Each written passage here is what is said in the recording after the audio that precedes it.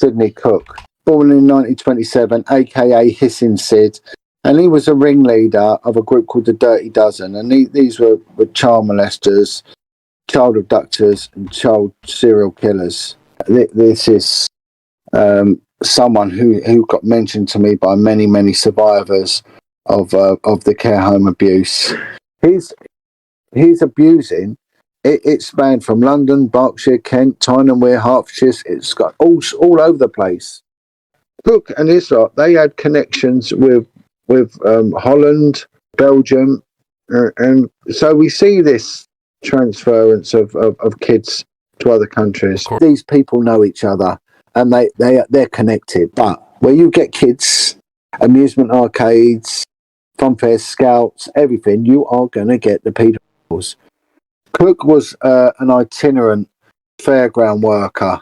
Again, he comes from a perverted, dysfunctional, brutal background. He's a low achiever.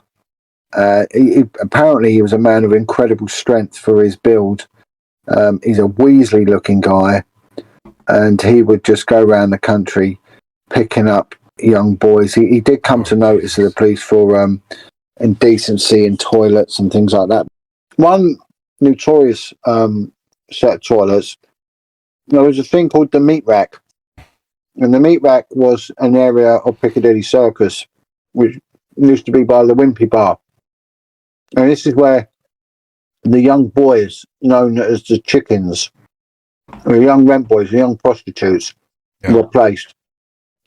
So what you'd get is the pimps would display the kids in the upstairs window, and the punters would come and pick out the ones they wanted. And off they go. And there was a set of toilets that actually had showers in them. There showers in. That was a huge mecca for perverts.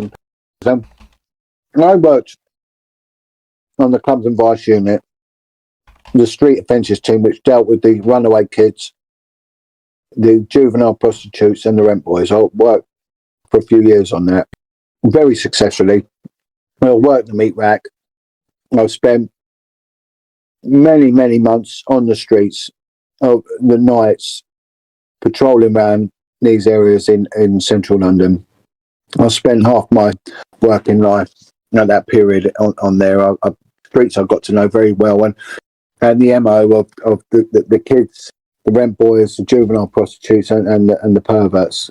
And I spoke to so many survivors from the care homes that ended up on the streets and end up working as rent boys, and they'd tell me the dangers and what they'd been through, and how many friends they've lost that they never saw again, that they know were killed sadistically. These are murders, and these kids' bodies are somewhere, and they've never. And these are kids that came from the care homes, and no one cared about them.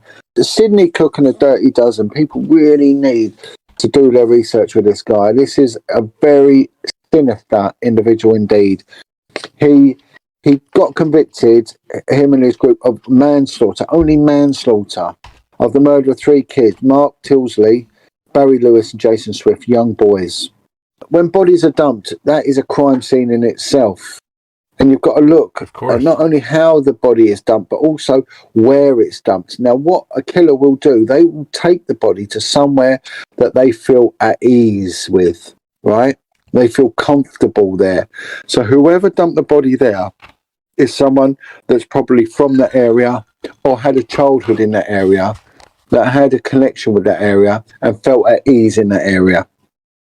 And that's why they do it. So whenever you get these patterns, you've got to look, there's always a reason why.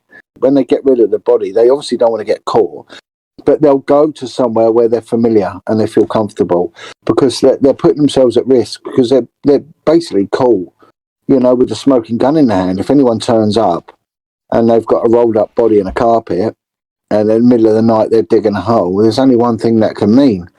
So they've got to know that the area, and comfortable that they can dispose of that body and not be caught and not have a dog walker go by or something else. If you go to an area you don't know, you're putting yourself at extreme risk.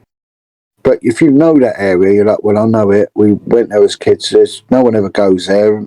We'll get away with this. Cooke, you can spiral off in many different directions. There's a documentary done by Channel 4 about this guy, Brian Fields. He is connected to a member of Cooke's gang. They served a prison sentence together and were in the same area when certain kids went missing.